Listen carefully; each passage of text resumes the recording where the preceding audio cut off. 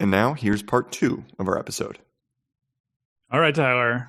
Why is that? Yes. Why is that the standout track from the album for you? What I mentioned was that in my thesis earlier was that I believe that every song on here has some element to it that is perfect, right?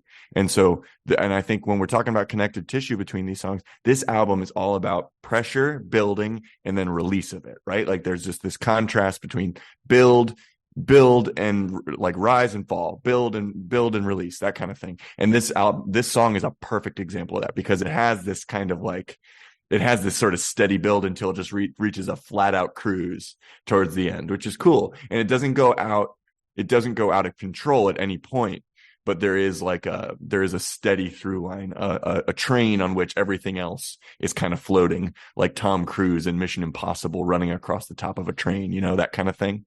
It also does have one of my favorite lines on the album, which is that whole thing about, oh, it's okay for you to say what you want from me. I believe that's the only way for me to be exactly what you want me to be, which is, weirdly enough, I feel like a sentiment that most of us can commiserate with, even though it's an absolutely batshit way to express it, right? Like it's it slows you down. Hearing that line slows your perception, your rate of perception down to the point where you have to consider it. You have to say, do I actually understand what you're saying to me? And you know how when you talk to somebody who's really going through something, sometimes they do that where they're like, somebody's in a really emotional state or a really bent out of shape kind of state, and they say something and it causes you to have to like actually slow yourself down and go, what are you talking about? I feel like there's an effect here with this line that does that. So that's valuable because then it's like, oh, he's actually being honest with us. Which I really think that it surprises you when you hear a line like that. I also really like the line, if I ever was myself, I wasn't that night, because this is a recurring theme. Is that if I ever, maybe I haven't been alive this whole time. Maybe this whole thing has been a dream, kind of like as the Mayans say, right? That life is just a dream. And then when we die, we move on to the next thing. There's that song, If I Ever Was a Child, that's on Schmilko. That's another great song. And then you're like, whoa, it's a really interesting thing to say. Like, maybe I never was a child. Maybe that's all just a dream. And that I've always just been this adult man that can't figure his shit out for his entire life. Anyway, I'm going on and on and on. But what I'm saying is, when you knit together those ideas that force you to like slow down and consider something on a deeper level, that's that verging on poetry that I was talking about. That's the thing where you're like, oh, there's something beyond just the scope of this song that it touches. And I think Handshake Drugs does that really successfully. Also, we love Wilco for their images, right? Handshake Drugs, you know exactly what that is, don't you? Like, you're thinking like, this is the exchange of the drugs in the hand. This is that exposure again. It's like, oh, say the word drugs, but put it with something that's innocuous, like handshake, but it actually evokes such an image. You're like, there's safety, there's danger, there's everything, there's a physicality to it. I think he hits all the marks. This song shows all the strengths of Jeff while also exposing something deeply personal about himself. And it is also the city of Chicago, this song. Like this song is Chicago incarnate, basically. Huh. I can't disagree with that. I will say also, this is very Tyler coded in the fact that there's that nice 70s soul bass line just kind of creeping its way throughout, just this little plodding thing. It's also, I think, a very nice midpoint on the album too, because that extended guitar outro really, I think it's that perfect amount of just warbly wild weird, because you get lost in it but never like confused in it too. It's this very nice kind of midpoint on the album's aesthetics where it kind of careens between straight up piano pop to obviously outro experimental noise sounds. So like it kind of is a concise medley of everything together in that sense too. Well, I also think it's interesting too, because I feel like with Yankee Hotel, there was this thing where there were a little bit more straight up songs lyrically, but also it was very much the band was very clearly post Summerteeth expanding out their worldview, and Jeff, especially lyrically, was expanding it out because let's not forget the immortal opening line, I'm an American aquarium drinker, I assassin down the boulevard, which he said explicitly was not, they're not meaning he just liked the way those things sounded together. No, And on yeah. this album, it feels like there's this weird mix between songs like this, which have deeply personal intentions, and then songs like Spider's Kid Smoke, where there's kind of the meaning is a little bit obscured behind the imagery, where it's a little bit kind of like, you're not entirely sure what it's exactly about. Why are the spiders doing tax returns? Like it's just kind of Right. there. I mean, it's that thing where he's still kind of finding this balance between the extreme the power of the sounds that your mouth makes in the studio versus being confessional. And I feel like there's, again, as I was explaining to Michael in the intro before you were here, that there is this tension to the album, which you kind of elaborated when you talked about kind of the release and contraction and whatnot. That is interesting. And I think that's also part of the reason why a lot of people didn't like it initially, because it doesn't satisfy. Because it is an album that very much, if it does its own thing, and you're either with it or you're not. And it never settles, right? It never quite, never quite feel settled into a track like you do on Yankee Hotel. And okay, can we be reductive for a minute? Are you guys ready to be reductive? Let's reduce. Yeah, look, I'm turning the heat down low. I'm keeping the lid off so all that water we're on simmer now. Okay, so to be reductive about this, let's invoke that weird kind of maybe controversial thing about them being the American Radiohead. I'm not going to say I fully agree with that statement, and maybe we're coming to that later. Maybe this is a hard question that's coming up. Maybe Radiohead's the British Wilco. I don't know. That's true. Do I wait on this, Michael? We can talk about it, because it wasn't going to be one of my tough questions, but I was sort of thinking that there is, if you look at the trajectory of Radiohead albums and the trajectory of Wilco albums, this feels a little bit like Kid A Amnesiac. And Yankee Hotel Foxtrot feels a little bit like OK Computer. And you know what feels a little bit like it? Yeah, In Rainbows. You know what In Rainbows feels like? Which one? In Rainbows feels like Sky Blue Sky. I don't know if I'm with you on that one. I don't know if I'm with you on that one. Am I wrong? I did talk about Sky Blue Sky. Have you listened to that album recently? That album is utterly complete. Every single song is utterly complete in a way that I believe In Rainbows is as well. That is an incredible. Sky Blue Sky is an incredible album, and it's crazy that album didn't win them a Grammy, but Ghost is Mourn did. That's really the Grammys. Really strange. The Grammys are always so on point with their awarding of things. Absolutely, but I totally agree with you that and then where you were getting was Summer Teeth is the Bends. Summer Teeth feels a little bit like the Bends, and then I feel like AM and Being There are kind of. They're not Pablo Honey. They're not Pablo Honey, because it's like they're better formed than Pablo Honey was. So. I agree. Yeah, I agree. Yeah. But yeah, I mean, there's. I don't want to say that's everything, but I do see the parallel trajectory in some ways, both in terms of a developmental sense and also kind of just the context of the albums as they were coming out. Right, the album that people consider their OK Computer and Yankee Hotel Foxtrot considered like the synthesis of everything the band will, the peak basically. I think a lot of people consider it. I don't know. And both a little experimental as well. Like they were both bands were experimenting with something at the time. But I think there's something to it. It's not everything, but there's something to it. I'm not saying it's impossible, but it might be impossible Germany. So, or unlikely Japan. It could also be unlikely Japan. I was listening to Jeff Tweedy did an interview with Ezra Klein a few years ago. And Ezra Klein was talking about Impossible Germany being one of his favorite Wilco songs. And so I re-listened to it, because my memory of that song was always like, it's all right. But that song has a good ending. But anyway, we're not talking. You haven't seen it live. And yes, to talk about the ending, holy moly, Nels Klein at the end of, because I finally saw Wilco live for the first time in October. And it was genuinely like it was genuinely like top 5 concerts of all time. And the thing is that I walked into that concert feeling, I like Wilco. I'm a fan of Wilco. I like their song. I'll know a lot of their songs, and I know they're going to put on a decent show. But I walked out of that concert realizing that Wilco is one of my favorite bands of all time. And it was like, I knew every song, and I did not expect that. And I knew most of the lyrics to every song. And you walk out of something like that and you're like, how did that sneak up on me? There's no reason why that should have snuck up on me as much as it did. And Impossible Germany was a big reason behind it. It was explosive. It was insane. It was really good. Only we know who played bass on it, truly. Yeah, poor schmuck. Poor schmuck, Which, by the way... Sorry, John Sturratt. I love you, bro. All right. I believe it's time for our tough questions portion of the episode. Evan, do you want to go first? Or do you want me to go first on this one? I think you should go first on here. I want to. You guys know each other better. I want to get the fire started here. Okay. I mean, we've touched on some of the things I was going to ask about. Actually, like why this and not Yankee Hotel Foxtrot. Mm-hmm. We've talked about Less Than You Think a little bit, but I feel like I don't know if I want to dive down that road right now. I got sort of, I mean, here's where the professor in me comes out. What's the meaning behind the title, Tyler? A Ghost is Born. It's death and rebirth. It's like, it's the cycle. It's the chicken and the egg. It's the are we ghosts before and we just become human and then we become ghosts again? Is that like, and then what is death except for a ghost being born? You know, like that's I think that to me is real clear, easy.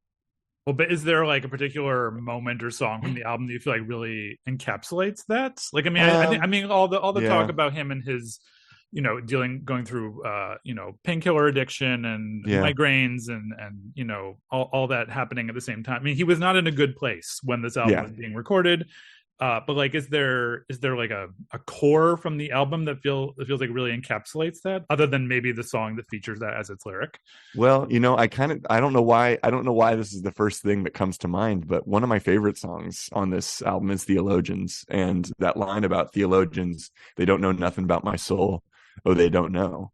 You know, like that to me is like that doubt, you know, that doubt I was talking about in the opening statement, just like the doubt about, like, how am I going to do this?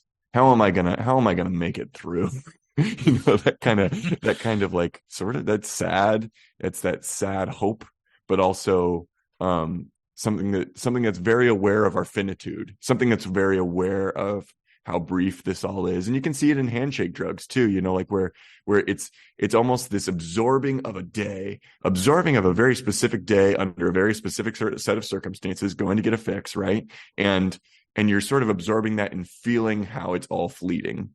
And to me, the fleeting nature of every emotion, every bit of pain, every bit of just like all the whole existence, that's what runs through this lyrically. And you can see it. I think you can see it in how frantic and pressurized some of these songs become, you know, that kind of buildup that we're talking about. Yeah. So I think it's there. I'm not sure if that really answers your question, but that's what it made me think of. Right. I think that's just wishful thinking on your end. But where would we be without wishful thinking, Evan? Oh my God. Where would we be? Very, very, very good point. Right. What would love be without wishful thinking? That's what I want to know. I want to know what love is. I want you to show me. All right, Evan. You've got a question. I mean, my question is very obvious. You say this album isn't even a 10. You say it's an 11 out of 11. Yeah. But Jeff Tweedy doesn't agree with you on this. That's okay. On this very album. He says this album is a 1, 2, 3, 4, 5, 6, 7, 8, 9. So I don't know how you want to interpret that. Like, here's my. He's a wheel though. I don't know if we should trust him though. But he'll turn on you, right? He will turn on you if you're not careful. So low key though, there is a part of me which is like, I am a little bit conflicted about some of the more boppy moments on here, because I truly am a believer of the fact that even if someone has a giant hit and the rest of the album isn't necessarily reflective of that hit, people need an entry point into a record. Yeah. So, and low key for me, it worked on me with Yankee Hotel Foxtrot of Heavy Metal Drummer being the kind of song that kind of loops you in, because it is a pop number. It's pure pop. It is. But like it does a good job of introducing you into this wild, weird world. Yeah. Wild, weird world. I can say words. Weird world. And the thing is that, like, I'm not sure what the specific entry point is here on this one, because you do have the Late Grace, which is a little bit more boppy. And you also have I'm a Wheel, which the more I listen to it is stupid. It's a stupid song. Stupid. And I mean that in a complimentary way, but like it's the thing where like it's kind of about nothing for a good portion. Once in Germany someone said 9, fuck off. Like truly, like it's just that's true. It is, they did. We know they did. Like obviously, clearly. But at the same time, it's those things where as much as I'm not sure how thematically that bends into a perfect album, there is a part of me that thinks that it does serve a function of, again, kind of the tension and release of just having a stupid fun number, something that would be great to hear live. Like, there is something to it, even if it's not fully substantive. So when one of the questions that I had is, obviously you wouldn't take out a song on this. You think it is a perfect album, 11 out of 11. But when I was thinking about the stuff that I saw about the leaks and potentially the late greats was an add-on, how less than you think, at least per a leaks track list version, was intended to be the final song on the album. What, in your estimation, should the final song be? Is it perfect as is in that track listing, or would you have done something slightly different? I think we already touched on it, and I think I agree, because what was that you said that it was that where they put the late greats right before Company in My Back, after Company in My Back. Okay, yeah, and then so I'm a Wheel comes after that. Okay, so I'm a Wheel is dumb. I'm a Wheel is a very dumb song, but I do think that I think you're touching on something that's really poignant about their power, is that they're a good song is just a good song for them no matter what. And they like such a range of music, especially Jeff. He's like got this encyclopedic knowledge of and appreciation of music. So I think like there's something about I'm a Wheel that touches on his punk, like this discomfort with him being a punk, but also being like associated, because there was that interview or something like that they really bucked against for Yankee Hotel Foxtrot that called them country or whatever. And he's like, we're not really a country band.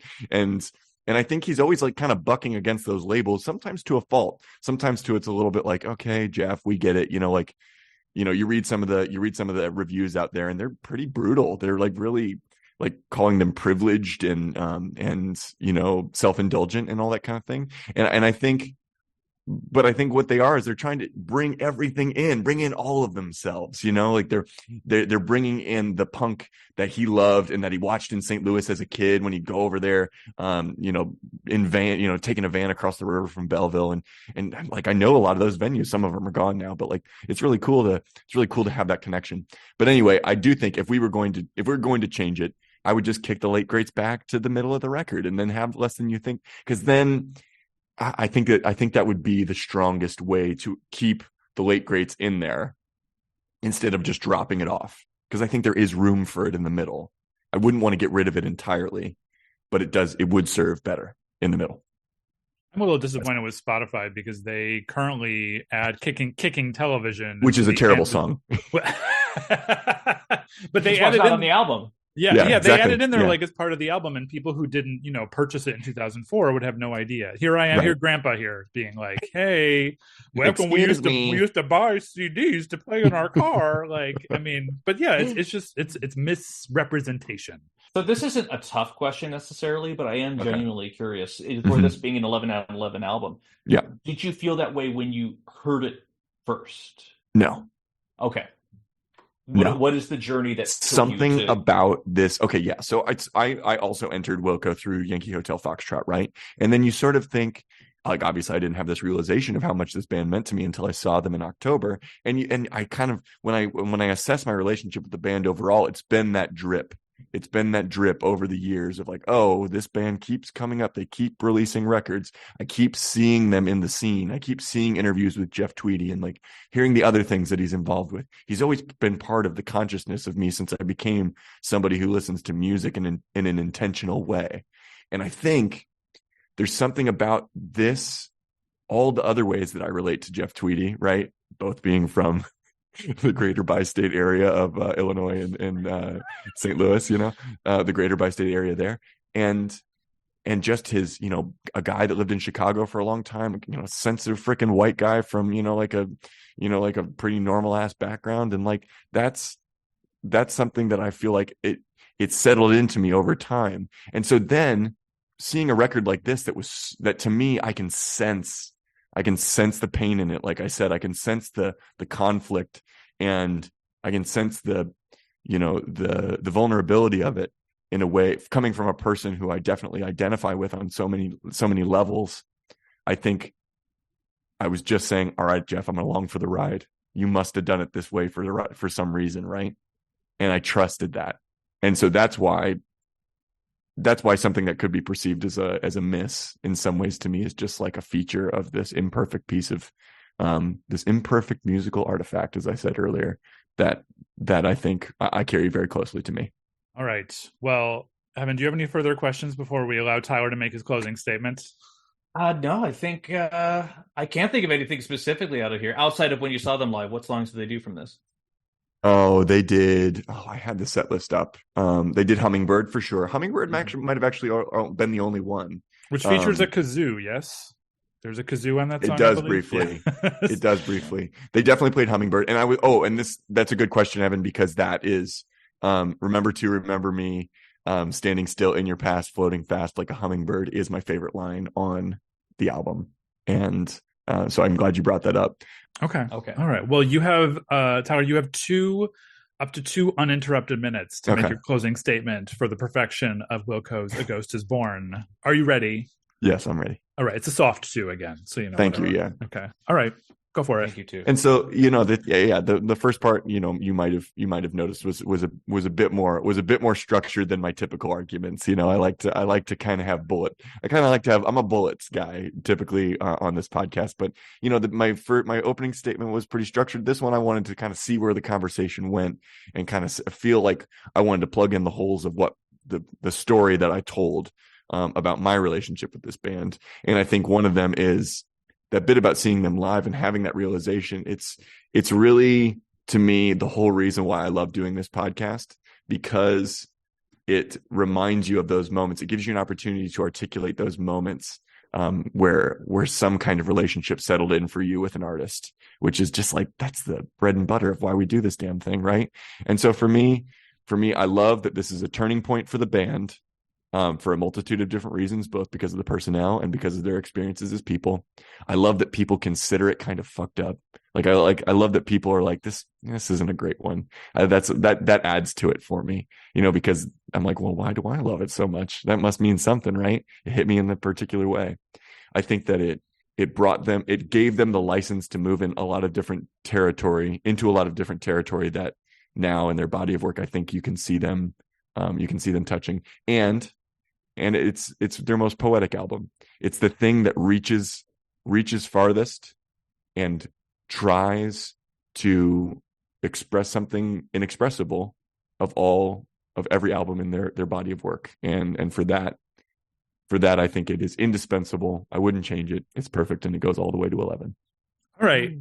Well, Evan, it's time for us to deliberate and decide whether or not Tyler gets to add another album to This One Goes to 11 pantheon. What can I say? I'm a lucky guy. Yeah. Well, listen, his goal was to add this to the pantheon. Our goal in life was to become an echo. And I feel like, we have different aims here, so it's a little bit different. But it's interesting too, because I feel like in talking about it, I feel like, Michael, I don't know about you, I feel like we might have personal different best Wilco albums altogether. I think, as we discussed earlier, there's this run of Wilco albums that goes through, I think, basically from, you could say arguably from Being There up through Sky Blue Sky, like this kind of immaculate, perfect run where they were on the zeitgeist, where they were on the tip of everything. And I, for one, am a fucking Summer Teeth fanboy. Are you? Okay. Bury Me Alive in a fireworks display? Come on. Shit don't get better than that. That's cool. And also via Chicago. But, Chicago boys, we were of a different ilk. We are. Michael just dabbed real quick, FYI, for everyone. I was coughing. Oh my God. Try not to cough into the mic. The mic. It's one of those things where when Michael and I were coming up with the difficult questions, he had the very obvious one of why this versus Yankee Hotel Foxtrot. And I think I still I have Yankee Hotel Foxtrot on vinyl, the regular edition, not the 10-disc whatever monstrosity $150 last year. F that. Sorry, love you all, but come on. But the thing is that I do feel like, especially preparing for this, did make me appreciate it. Did make me appreciate its weirdness and more directly its incompleteness too. So for me, I think one of the biggest things is that because this is right before Nels Cline joined in, this is when Jeff Tweedy was the lead guitarist, and you could hear the solos are messy. Yeah. And I think there is this thing about the album where it wallows in the mud more than any other Wilco album before or after. And I think there's something beautiful to that. And I really feel like in the course of this conversation, I have grown to appreciate it as an imperfect, perfect masterpiece, because it is the most tense album. It is the most Wilco album. I feel like it is the most dramatic Wilco album, if I could be so bold as to say so. Maybe I think Hotel Foxtrot has a little bit more drama on here, but there's a lot more personal stakes at hand. So in terms of Tyler's argument, in terms of everything he's weighted so far, unfortunately for me, I might have to agree and say it's worthy. But Michael, I defer to you for thoughts on the matter. And it always comes down to me, doesn't it? It always does. You're the one wearing the t-shirt, so heavy lies the head that wears the crown. Well, I mean, I think like I jotted down, I sort of have like a word cloud of notes over here from things that you said along the way. Because yeah, I do think this album is a mess. It's a mess. Yeah. It's a total mess. It's like I do not bless this mess. Well, you got to get that on needlepoint, and then maybe I'll consider that argument. But I think there is value in a mess, and I think that some of the things you've said that really stuck with me. The idea of the album feeling like pressure that's constantly building to a release, because it does sort of feel like all of the songs do that in some way, with the exception of Less Than You Think, which feels like that is a release followed by 11 to 12 minutes of tension. But I think that. I mean, the fact that it's followed up by Late Greats feels like that's the release of the tension there. In some ways, yeah. But I think more like you keep talking about this album being poetry, about it like good poetry. I remember the exact thing you said about it. It almost clarifies something for you, about, like some sort of universal truth. And I mean, Jeff Tweedy is definitely more of like an impressionist lyric writer. Rarely is he like direct and to the point. And I think that if that's something that is a strength of his, this album feels like it's just full of it. It's just full of that, and good poetry makes you stop and think, wait, what is being said? And the process of deciphering the lyrics and figuring out what's meant behind them is where the great value comes. And I think that when you say this is their most poetic album, I have to agree with you. And while I will always think the Yankee Hotel Foxtrot is the better album, personal opinion, biased here. Yeah. I believe you have made a solid case today. And so I'll call for a vote. Judge Sawdey, do you approve? Yay. And I approve as well. Aye. So by motion of the court of this one goes to 11. I hereby declare Wilco as a Ghost is Born, a member of the pantheon. Yes. Gavel. Tomato. I would love for an episode when you just say no. When someone makes the argument, you're like, I disagree. Oh man, but if it was going to happen, it would have already happened with a few of ours. You know, Vanilla Ice is not entering the pantheon this year, unfortunately. Oh God, yeah. Well, if we ever do an April 1st episode, if April 1st ever falls on a Tuesday, then that it might happen. Maybe we'll be careful. Be careful, everybody. You just might get punked. Thank you, guys. Limp Bizkit's significant other. Oh, sorry. Go ahead. Whoa! You're dropping Limp Bizkit on the pod. Limp Bizkit catching strays. Yeah, we don't deserve that. We've been too good for that. I really appreciate the rigor y'all put into this, because that's this is. I was ready for this to be. I don't often have contrarian opinions, I'm not just like a contrarian to be a contrarian very often, but I understood why this might have seemed like that, like a troll pick, if you will. But it absolutely wasn't. And this is going to be, I encourage everyone to go just like meander through the discography of Wilco, because I think they're one of those bands that is truly exceptional. So, Evan, we chose the standout track as well, didn't we? Oh, I absolutely believe we did. What track did we choose? We chose something a little bit similar to what Tyler did, something a little bit more poppy, but it kind of brings in all the elements of the album together. We chose a lovely acoustic number with a little bit of lift to it called Muzzle of Bees. Oh, interesting. Oh, yeah. It was actually pretty unequivocal. Like, we both really gravitated. Was it? Okay. Here. So yeah, this is my favorite Wilco song ever. Period. Like that, I did not know. Period. Yeah. Wow. It's my favorite Wilco song ever. Oh, yep. I'm fascinated. Okay. So why was this the one for you guys? Yeah, why, Michael? I'm assuming you got my message. Yeah. You need to be a guest judge on Drag Race, Evan. You know what that means. You are so quick. I mean, so when I directed, I was supposed to direct a play set in Chicago called A Twist of Water for Passage Theater Company in Trenton, New Jersey, and I was supposed to direct it in, let's say it all together, 2020. And so it got moved to we did like a video production of it, which actually turned out pretty good for video shows. I enjoyed it. And when I told Damien Figueres, our sound designer for that, also the composer of our theme song, friend of the pod, huge talent. I told him we need a song for the end of the show that does what the end of Muzzle of Bees does, because it is just the end of that song. It's just transcendent. Again, talking about cool tension building to release. I mean, it almost brings me to tears listening to the last minute of that song. What the guitar does at the end of that, it's just I haven't heard anything quite like it, except for maybe perhaps it has a similar effect as the middle of Reckoner off Radiohead's and Rainbows. It's this song. I love this song. Yes. Yeah, no, I mean, I agree. I think it has one of the most lovely choruses on this album, hands down. And I think it's just the 100%. Interplay. It is weird because I feel like while most of these songs on this record are very insular and could only be contained on this album, Muzzle of Bees is one where I could have seen it on Sky Blue Sky. I also feel like I could have seen it on Yankee Hotel. It has this weird ability, it kind of transcends its Wilco-ness in the sense where it exists within the universe, but I feel like it's not contained exclusively to this album. But I will say, I agree with you. The outro achieves a musicality, a beauty to it, which is just, it feels like this is, even though Jeff Tweedy was the messy guitarist, as a lot of critics wanted to point out at the time, there is such a joy into the exploration, into the expansiveness. And low key, when at the very outro, when we were listening to Handshake Drugs earlier, they find a groove that they can roll into, and it's messy but beautiful at the same time. And I feel like that is, I think, encapsulates a lot of this record, which this song also has. Yeah. Favorite. You're right about the chorus. I think it might be the best chorus on the album.